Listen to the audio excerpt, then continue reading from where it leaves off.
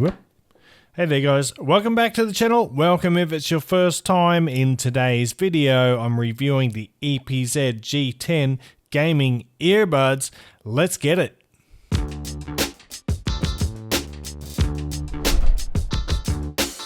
What's cracking, audio fans? It's David here from Prime Audio Reviews. Yes, I did just call them earbuds. They're actually IEMs to be more accurate.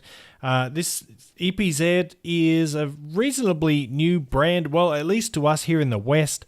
I think maybe they've been on the market in China for a while because they already have several models available. But let me tell you a little bit about the G10. First of all, price, $62. And the reason they're marketed as a gaming headset or a gaming headset is because there is a microphone, an inline microphone built into the cable. And we'll talk all about that stuff in a little while, and we'll do a comparison with the final VR2000 as well. That is the box. Pretty straightforward, but it is nice that they give you a frequency response graph on the back. And I'll be adding mine as well in a little while. But for now, let's have a look at first the IEMs, and there they are. As far as the shells go, they are your typical sort of, pseudo custom type shape. Quite similar to the Tin Hi-Fi T3 Plus. The shape reminds me. They are very, very comfortable. They're very lightweight as well. Good nozzle length and good nozzle width there, with the nice metal mesh covers there to protect the innards from your dirty earwax, you dirty people. Let's pull in the cable now, and it's a pretty nice cable actually. Silver plated cable, silver plated copper cable, two standard 2-pin 0.78mm connectors. Here is the microphone. So there you go, you've got your 3-button, or you got a volume rocker and a play pause button in the middle, and it's nothing special. It's pretty much your standard IEM microphone, but it sounds pretty good. I'll give you an example of that here. By 6000 BC, Greater Australia is no more. 1/7 of its land, about 2.5 million square kilometres, has been drowned by the sea. Tasmania, once a southern peninsula, is now an island whose Aborigines have lost all contact with those on the mainland. Right, so now you've heard the mic. It sounds pretty decent, but let's get on to the IEMs and how they sound. Oh, wait, by the way, I want to mention, in the box you get this little laser pointer. Look at that. It's not super bright. It's probably bright enough to blind your friends during a late night gaming match. Use with caution. I say that with jest, but interesting addition. So let's talk about the sound. Relatively unknown brand, gaming, marketed as a gaming earphone. I was expecting something really terrible, but in fact these sound pretty darn good, I gotta tell you. Let's throw up the graph here, and if you are well versed in the theory of graph reading, well, you'll know already that that's a pretty decent looking curve we got going there. Of course, there is an emphasis on the upper mid-range, well, because gaming nowadays means footsteps and hearing the position of your enemies and teammates. In the past, it used to mean explosions and a lot of bass, basically. Fever bass. But nowadays, gaming gear tends to target positioning and soundstage a lot more.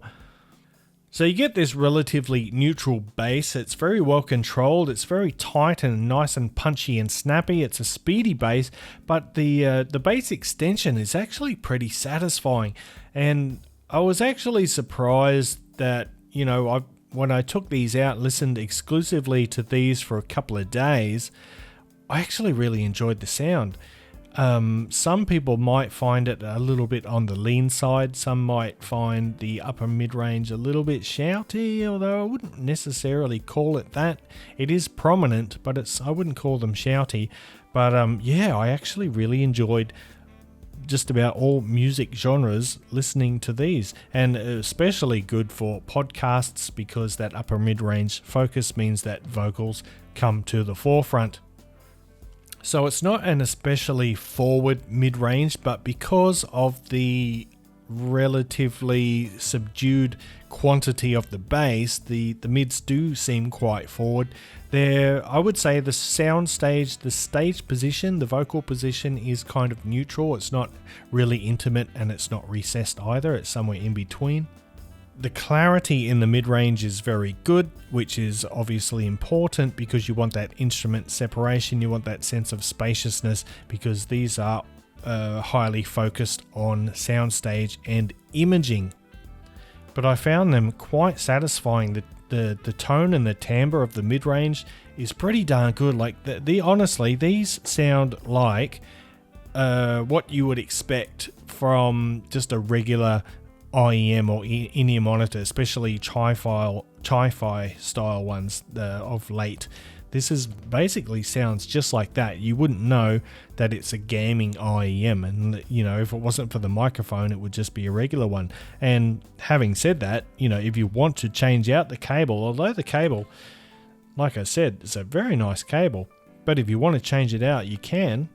But let's talk about the treble now, and the treble it's a fairly subdued treble. Like after that 5 kilohertz sort of peak in the presence region, the treble sort of rolls off. There is a little bit of a boost again at around 11 kilohertz, which comes back and adds a bit of harmonics and airiness.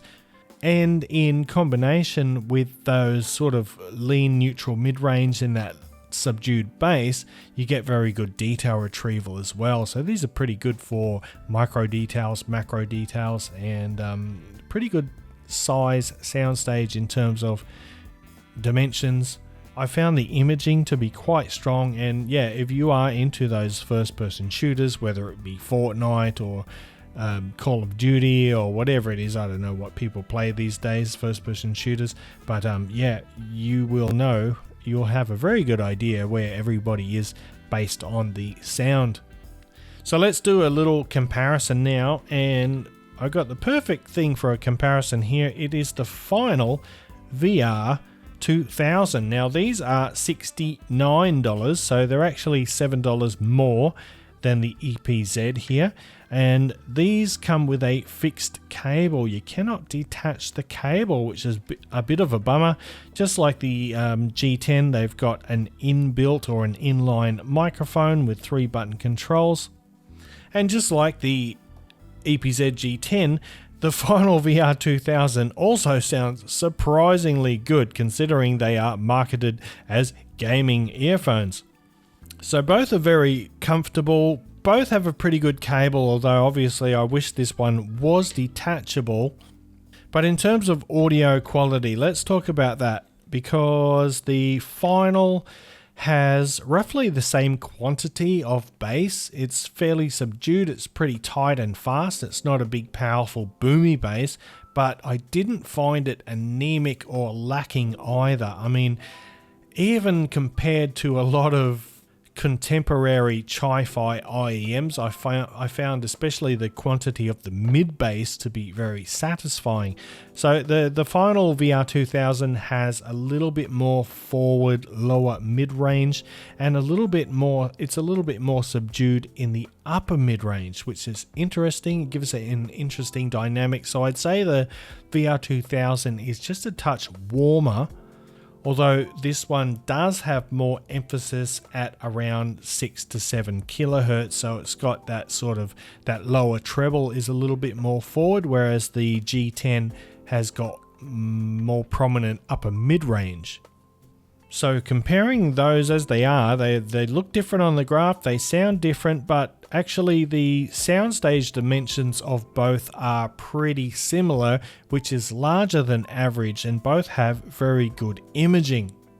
If I were asked to choose which one has better audio quality, I really wouldn't know what to say, because they both sound excellent, and you know, which one you think sounds better would just depend on your personal preferences. But objectively, these are both very good IEMs in terms of audio quality.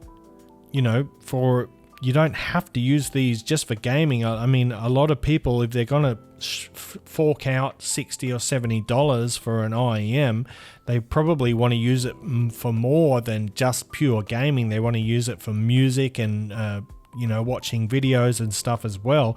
And these are both very, very good for that. But I think the G10 has a slight advantage having that detachable cable and also being a little bit cheaper as well. So to summarize, look, I'm quite surprised. I like these. I actually really enjoyed spending the day listening, or well, a couple of days it was, listening to these, and they've got several more models, and I'm actually pretty excited to hear them and try them, and I will be reviewing more of their stuff in the future. So let me know down in the comments below if you've heard these, or if you've heard the final VR 2000 or any gaming IEMs. Let me know what you think, and are you interested in these, and how do you think about the price? Are you willing to shell out $62 for, some IEMs with good sound, very good sound stage, very good imaging, and an inline microphone? Because I know a lot of people like that.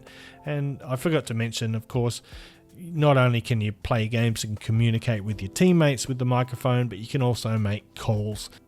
So before I ramble on any longer, I'm going to wrap it up. Thanks for watching the video. If you liked it, give it a thumbs up, PathFam audiophile style. If you are new here and you want to see more content, audio content in the future, go ahead, hit that subscribe button, and until next time, I'll see you later.